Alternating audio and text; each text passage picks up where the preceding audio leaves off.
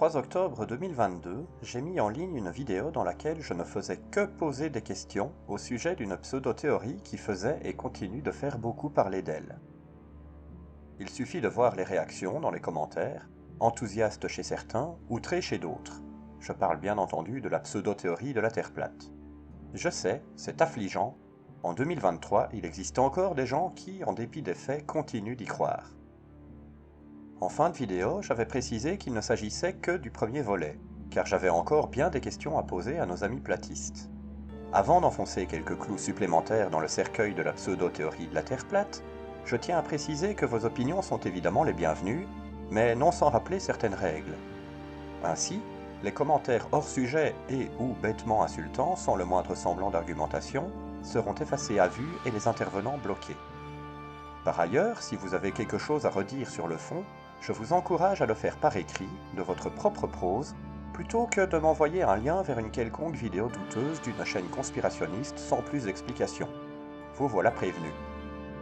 Petite remise en contexte. Selon les tenants de la pseudo-théorie de la Terre plate, notre planète, contrairement à toutes les autres, ne serait pas une sphère en mouvement, mais au contraire un disque surmonté d'un dôme hermétique et rotatif sur lequel seraient fixées les étoiles. La Lune, le Soleil et les planètes obéiraient à d'autres lois, mais ce n'est pas très clair. Et surtout, cela va à l'encontre de nombreux phénomènes que l'on peut observer sans pour autant avoir besoin d'aller dans l'espace. J'ai donc posé une première série de questions à ce sujet, en exposant, quand c'était possible, les réponses des platistes, mais force était de constater que non seulement ces réponses étaient souvent tirées par les cheveux, mais qu'en plus il arrivait qu'elles se contredisent entre elles. Hé, tu n'oublies pas quelqu'un? En effet. Ce curieux personnage, qui est intervenu dans la première vidéo sans pour autant y avoir été invité, a quant à lui répondu aux questions en exposant de manière simplifiée les explications qui font globalement consensus dans la communauté scientifique. Notons que ce qu'on appelle le consensus scientifique, c'est l'ensemble des théories qui ont tenu bon une fois mises à l'épreuve des faits et de l'expérience. Autrement dit, c'est tout ce qui est tenu pour vrai jusqu'à preuve du contraire. À l'inverse d'un dogme religieux, il évolue en permanence et se corrige de lui-même en cas d'erreur avérée. C'est peut-être mon opinion, mais je juge plus raisonnable, après avoir confronté les deux possibilités, de faire confiance à des théories basées sur l'observation et l'expérience, plutôt qu'à des hypothèses truffées d'incohérences qui soulèvent plus de questions qu'elles n'apportent de réponses à celles qui sont déjà posées. À présent, place aux questions. Dans la première vidéo, nous nous étions arrêtés à la question numéro 13. Reprenons donc là où nous en étions. Question numéro 14. Qu'est-ce qu'une étoile filante ? Le terme étoile filante pour désigner le phénomène dont il sera question ici est en lui-même assez mal choisi. Pour désigner le phénomène visible à l'œil nu que sont les courtes traînées lumineuses qui parcourent occasionnellement le ciel, le mot le mieux choisi sera météore. Lorsqu'un objet dérivant dans l'espace, fût-il un simple grain de poussière ou un caillou, croise la trajectoire de la Terre et entre dans son atmosphère, il le fait à des vitesses vertigineuses. Ce faisant, en raison des forces de frottement, il s'enflamme et se consume avant même de toucher le sol. Selon la taille du météore, cela peut parfois donner lieu à des événements spectaculaires mais généralement sans danger, comme celui qui s'est désintégré au-dessus de la Normandie le 13 février dernier. Il arrive en revanche que cela provoque des dégâts à l'échelle locale, comme à Tcheliabinsk en février 2013.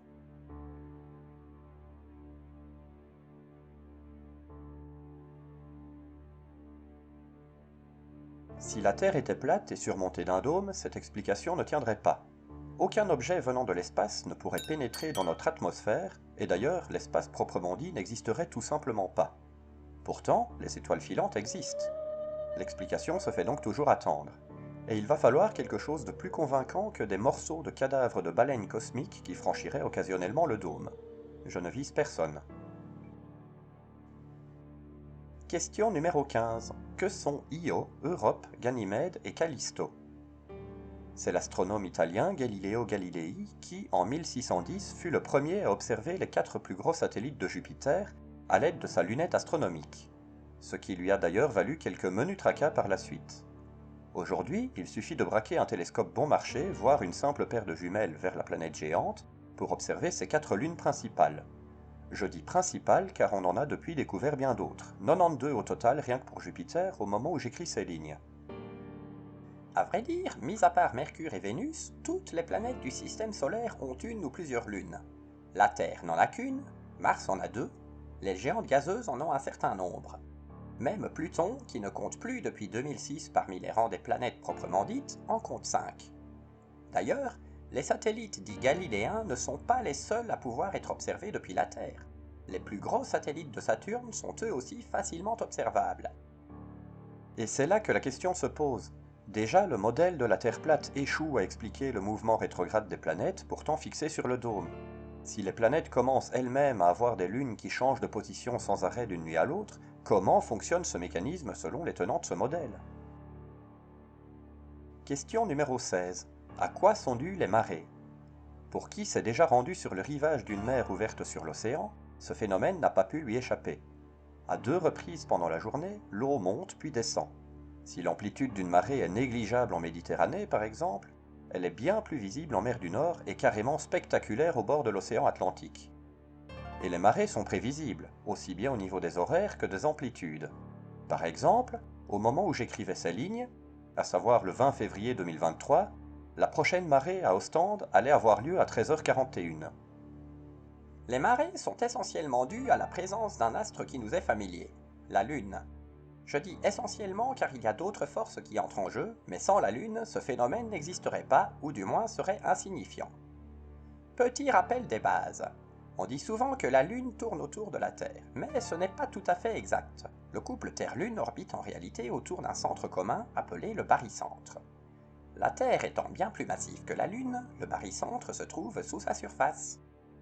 Par effet centrifuge, une partie de l'eau des océans est donc comme repoussée dans la direction opposée du barycentre.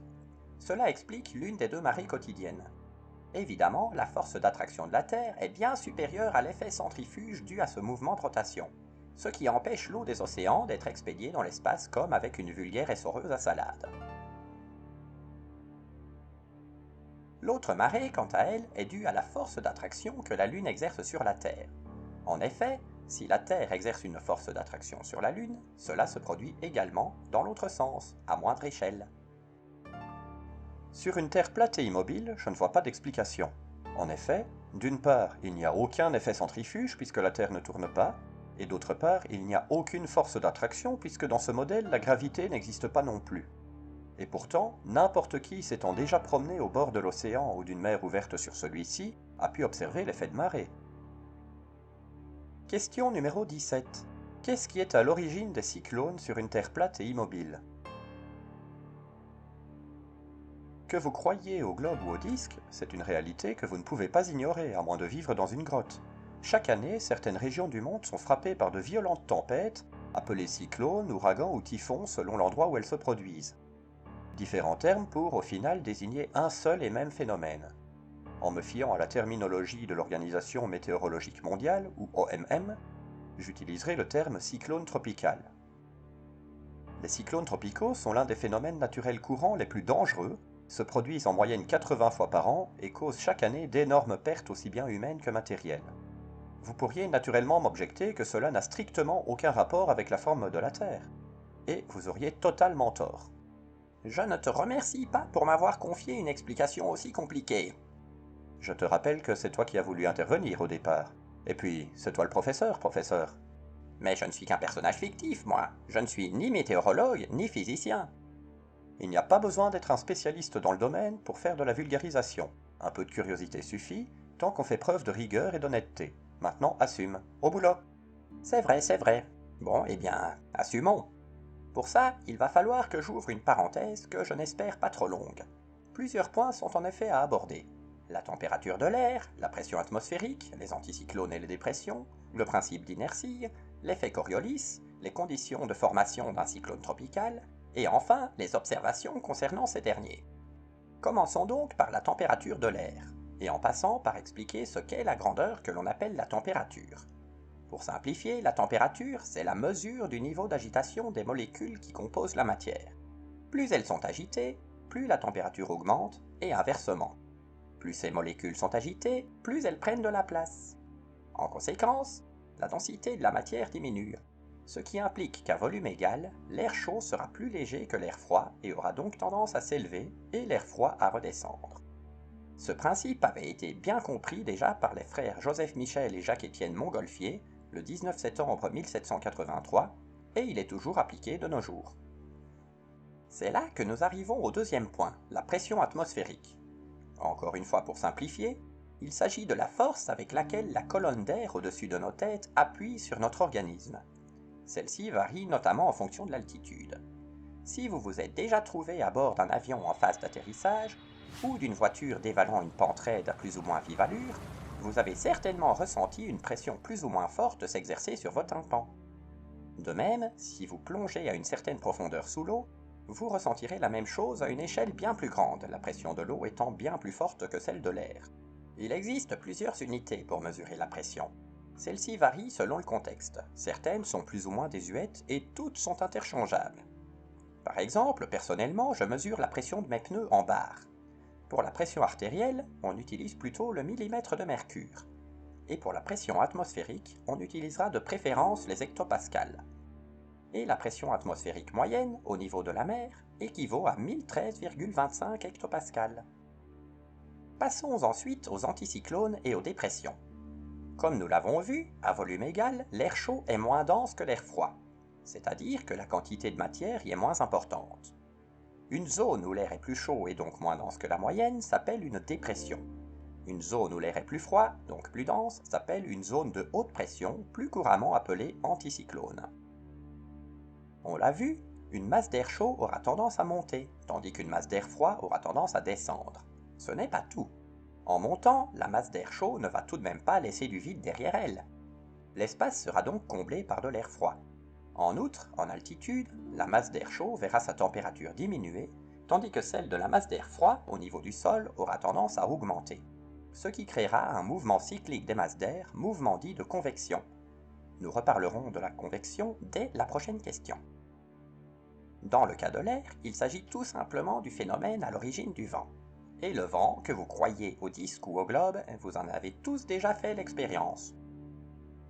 On peut compter pour chaque hémisphère 3 zones principales de convection. En premier, la cellule de Hadley. Dans l'hémisphère nord, l'air chaud, en plus de monter, se déplace depuis l'équateur jusqu'à environ 30 degrés de latitude nord, tout en refroidissant petit à petit. Ensuite, il redescend et repart vers l'équateur tout en se réchauffant. Deuxièmement, la cellule polaire. Au niveau du pôle Nord, l'air froid, tout en descendant, se déplace jusqu'à environ 60 degrés de latitude nord, tout en se réchauffant, avant de remonter et de repartir vers le pôle en se refroidissant. Et enfin, la cellule de Ferrel, qui se situe entre les deux et subit les contraintes à la fois de l'une et de l'autre, ce qui implique que les mouvements d'air s'exécutent en sens inverse par rapport à ces dernières. Dans l'hémisphère sud, le principe est le même, mais le sens de convection des 3 cellules est inversé par rapport à l'hémisphère nord. Laissons temporairement de côté le chapitre météo pour parler un peu de physique. Poursuivons donc avec le principe d'inertie. L'inertie, c'est tout simplement la conservation du mouvement. Dans un référentiel donné, et tant qu'aucune force extérieure ne lui est appliquée, un objet immobile aura tendance à le rester, tandis qu'un objet en mouvement filera en ligne droite sans accélérer ni ralentir. Évidemment, des endroits sur Terre où aucune force extérieure ne vous est appliquée, à commencer par la gravité, ça n'existe pas. Pour remplir de telles conditions, il vaut mieux que l'objet en question se trouve très loin de tout autre objet susceptible de l'attirer, qu'on parle d'un astéroïde, une planète, une étoile ou même une galaxie. La gravité, à plus ou moins grande échelle, est présente partout dans l'univers, qu'on le veuille ou non. Mais admettons qu'on puisse se permettre d'en faire abstraction. Si vous imprimez un mouvement à un objet, celui-ci partira donc en ligne droite. Par exemple, prenons le pendule de Foucault. Donnez-lui une impulsion initiale et il exécutera un mouvement de va-et-vient jusqu'à ce que les frottements de l'air le fassent progressivement ralentir jusqu'à s'immobiliser. Maintenant, parlons de l'effet Coriolis. Pour l'illustrer, utilisons ce même pendule et plaçons-le au-dessus d'un manège rotatif pour le moment immobile. Imprimez un mouvement rectiligne au pendule et celui-ci commencera son oscillation. Juste après, mettez le manège en mouvement. Pour un observateur extérieur, le manège tournera sur lui-même tandis que le pendule oscillera de manière rectiligne. Pour quelqu'un qui se trouve dans le manège, le spectacle sera tout autre. Son référentiel sera fixe, tandis que le pendule semblera dévier de sa trajectoire. C'est cette déviation apparente qui porte le nom d'effet Coriolis. Assez parlé de physique, revenons à la météo en y intégrant les 2 notions citées à l'instant. Comme on l'a vu, dans une cellule de convection de Hadley, une masse d'air chaud à l'équateur aura tendance à partir vers le nord ou vers le sud. Selon le principe d'inertie, son mouvement devrait donc se faire en ligne droite, mais c'est là qu'intervient l'effet Coriolis. Comme la Terre tourne sur elle-même à une vitesse de 15 degrés d'angle par heure, le mouvement des masses d'air n'est pas rectiligne mais dévié d'est en ouest. Maintenant, abordons les conditions dans lesquelles un cyclone peut se former. Premièrement, il faut que ça se passe dans l'océan, et plus précisément dans les eaux chaudes des tropiques. À partir du moment où l'eau atteint une température de plus de 26,5 degrés jusqu'à une profondeur de 60 mètres, le tout dans une zone de dépression, la chaleur de la mer s'additionne à celle due au soleil, ce qui fait que les masses d'air chaud montent plus rapidement à une altitude plus élevée, et sont d'autant plus vite remplacées par les masses d'air froid. Autrement dit, la vitesse du vent augmente. Les chaleurs combinées de la mer et du soleil ont également pour effet de saturer l'air en humidité. En effet, sous l'action de la chaleur, l'eau de la mer s'évapore. En montant, cet air gorgé d'eau aura tendance à refroidir et à redescendre.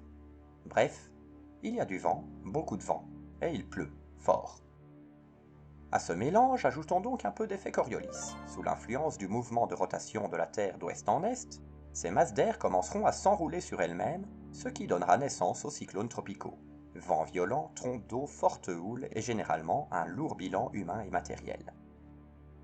Les cyclones se déplacent globalement vers l'ouest, ce qui explique que certaines régions sont plus touchées que d'autres. Et leur carburant est la quantité de chaleur accumulée par les eaux océaniques, ce qui fait qu'une fois qu'ils atteignent les côtes, ils baissent rapidement en intensité, non sans causer d'énormes dégâts au passage. C'est cette même dépendance à l'océan qui fait que certaines régions ne risquent pas d'être un jour frappées par un cyclone. Au beau milieu du désert de Gobi, par exemple, vous ne courez guère de risque à ce niveau-là, même si vous avez probablement d'autres préoccupations plus urgentes. Fin de la parenthèse. On l'a vu, l'effet Coriolis est une condition indispensable à la formation des cyclones tropicaux. Et les cyclones tropicaux existent, ce n'est pas un complot. Il va donc falloir m'expliquer comment un cyclone tropical peut se former sur une Terre plate et fixe, autrement dit un disque sans le moindre semblant de rotation sur lui-même, où l'effet Coriolis sera donc absent.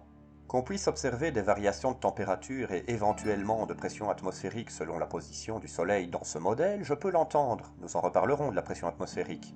Mais avec le modèle platiste, soit les cyclones n'existent pas, ce qui est faux, soit ils dépendent de conditions différentes qui n'ont jamais été expliquées. Or, je trouve personnellement étrange qu'on arrive peu ou prou à déterminer à l'avance la trajectoire et la violence d'un phénomène météorologique quand on n'en connaît pas la cause. Question numéro 18. En parlant de catastrophes naturelles, qu'est-ce qui cause les séismes et les éruptions volcaniques? On vient de le voir, l'air chaud monte, l'air froid descend, ce qui est à l'origine d'un phénomène appelé convection. Eh bien, ce qui est valable pour l'air est également valable pour n'importe quel fluide, y compris de la roche en fusion, comme celle qui se trouve à plusieurs dizaines de kilomètres sous nos pieds dans ce qu'on appelle le manteau terrestre. Ajoutons à cela que la croûte terrestre n'est pas homogène, mais composée d'un ensemble de plaques appelées plaques tectoniques. En raison du mouvement de convection du magma sous l'écorce terrestre, les plaques ne sont pas immobiles, mais bougent sans arrêt les unes par rapport aux autres. Lorsqu'elles s'éloignent l'une de l'autre, elles sont dites divergentes. C'est le cas dans l'Atlantique, où les deux plaques américaines s'éloignent des plaques eurasiennes et africaines. Le vide laissé entre deux plaques qui s'éloignent est aussitôt comblé par le magma qui, en se refroidissant, donne naissance aux dorsales océaniques. L'éloignement de deux plaques divergentes est également visible en surface, notamment en Islande. Un déplacement de quelques mètres suffit alors pour passer, à tout le moins du point de vue géologique, de l'Eurasie à l'Amérique du Nord. Deux plaques peuvent aussi coulisser l'une contre l'autre, formant ainsi ce qu'on appelle une faille transformante. La plus célèbre est la faille de San Andreas, à la limite des plaques nord-américaines et pacifiques, mais une autre a fait parler d'elle récemment. La faille est-anatolienne située entre les plaques anatoliennes et arabiques, avec les conséquences que l'on connaît. Enfin, deux plaques peuvent entrer en collision. La plus dense des deux passera alors sous l'autre, dans un mouvement appelé subduction, ce qui donnera naissance aux chaînes de montagnes. Pour comprendre la suite, prenez un élastique et tendez-le petit à petit. En se tendant, l'élastique accumulera de l'énergie. Au bout d'un moment, il finira par se rompre, libérant d'un seul coup toute l'énergie accumulée. Eh bien, avec nos plaques tectoniques, c'est un phénomène similaire qui se produit, mais à beaucoup plus grande échelle. En bougeant lentement les unes par rapport aux autres, les roches accumulent petit à petit une énergie phénoménale. Et lorsque cette énergie est libérée, les conséquences peuvent être dévastatrices. Tremblements de terre, tsunamis lorsque cela se produit au fond de la mer, et les dégâts matériels et humains qui vont avec. Notez que nous parlons ici des séismes d'origine tectonique, qui sont à la fois les plus fréquents et ceux qui causent généralement le plus de dégâts. Les autres, de moindre intensité, sont dus soit à l'activité volcanique, soit à certaines activités humaines. Concernant les éruptions volcaniques, elles sont pour la plupart également dues à la tectonique des plaques. En effet, dans les zones de subduction, pour commencer, la croûte terrestre se fragilise et permet au magma de se frayer plus facilement un chemin vers la surface. C'est également le cas lorsque deux plaques s'écartent. Le magma ainsi libéré est, on l'a vu, à l'origine de la formation des dorsales océaniques. La plupart des volcans se situent donc à la limite entre deux plaques. À titre d'illustration, voici la ceinture de feu du Pacifique. Mais il existe également des volcans situés au beau milieu d'une plaque tectonique.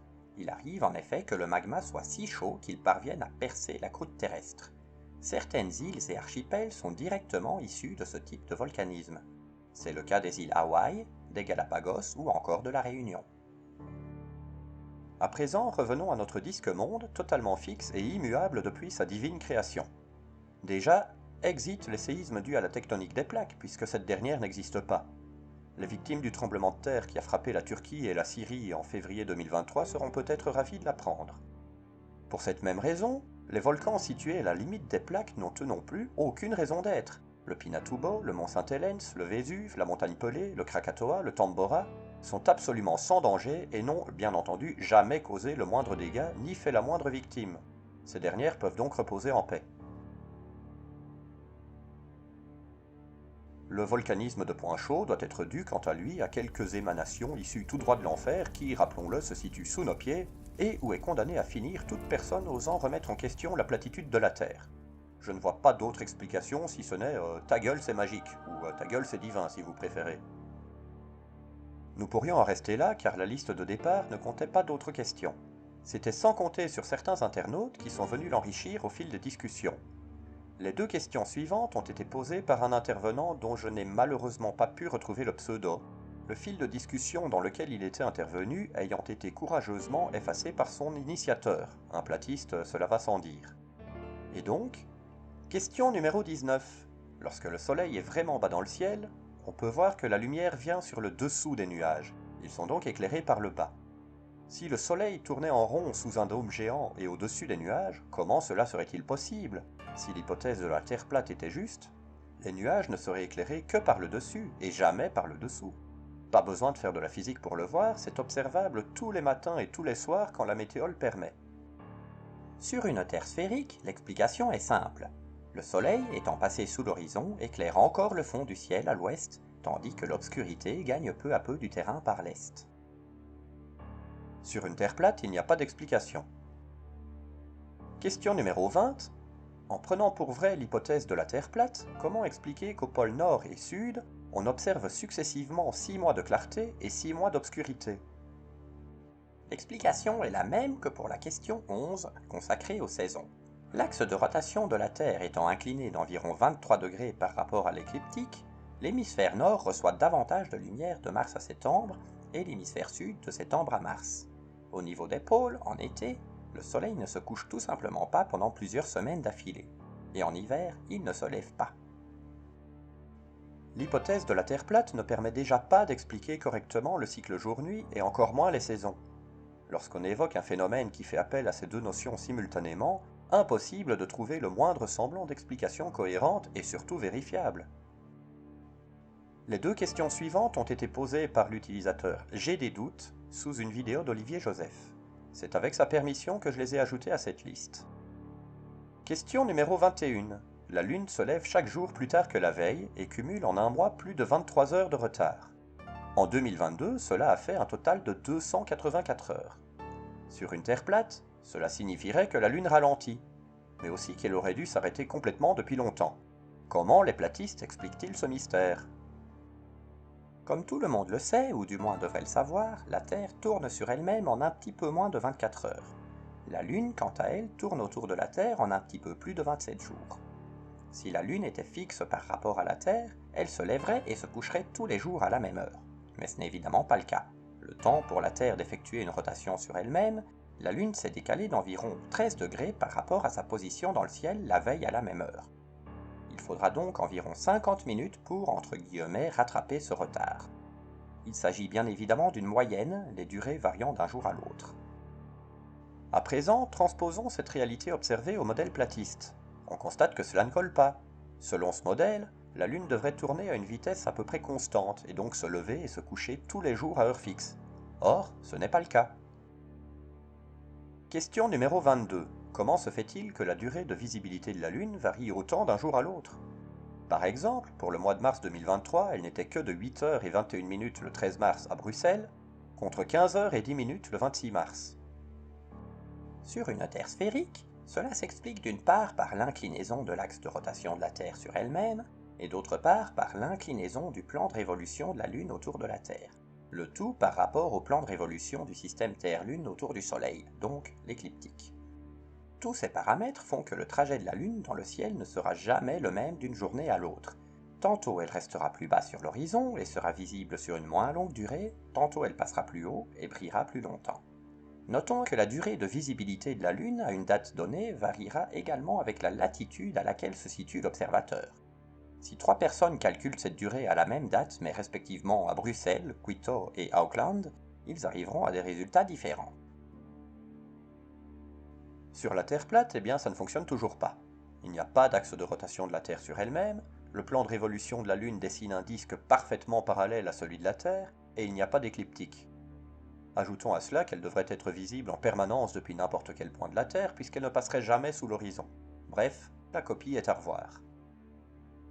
Les dernières questions ont été posées par Martin Matteau, que je salue au passage, et que je remercie pour sa présence assidue dans l'espace commentaire, notamment face à un certain énergumène aussi envahissant qu'éphémère. S'il y a un dôme hermétique et infranchissable recouvrant la Terre, étant donné que la pression de l'air dans un milieu fermé étanche est égale en tout point de ce milieu, question numéro 23. Comment expliquer le gradient de pression observable sur la Terre selon l'altitude? Question numéro 24. Comment expliquer que la pression atmosphérique au sommet du Mont Blanc est diminuée quasiment de moitié par rapport à celle du niveau de la mer, et de plus de 2/3 au sommet de l'Everest? Question numéro 25.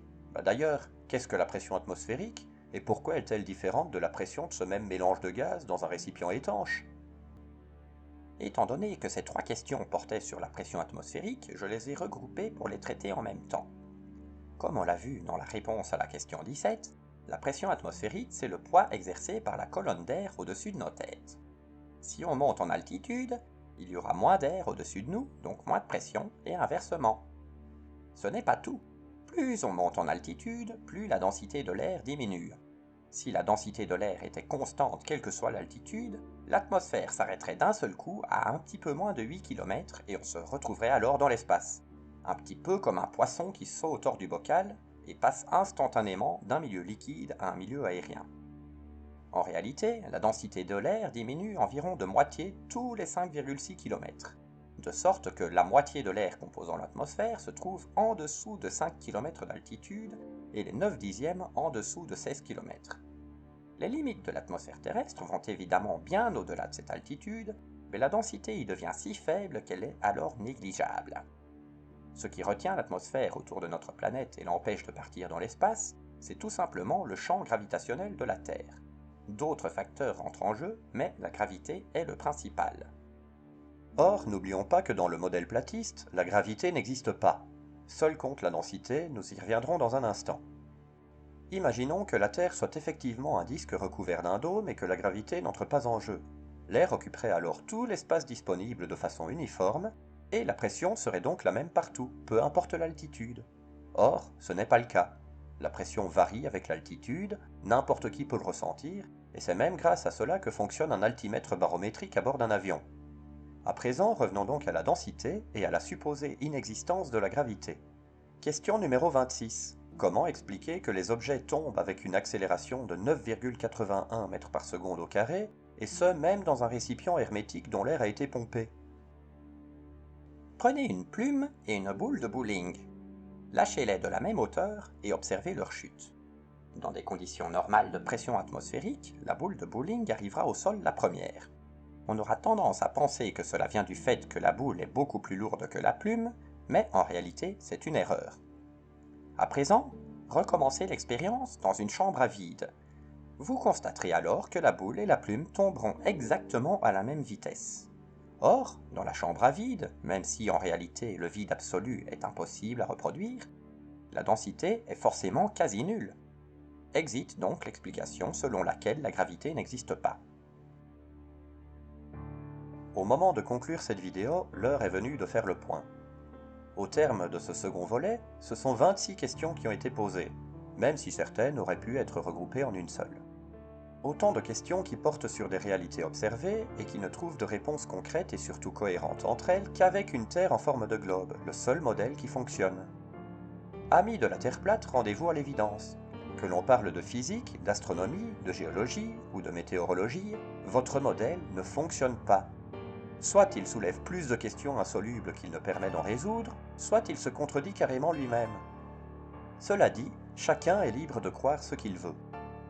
Même si je ne me fais pas trop d'illusions à ce sujet, je garde toutefois un espoir ténu de vous avoir donné matière à réfléchir. Et quoi qu'il en soit, je ne vous impose rien. Libre à vous de persister à promouvoir votre modèle même s'il ne tient pas la route, libre à nous de continuer d'en rire. Après tout, rien de tout cela n'empêchera le monde de tourner.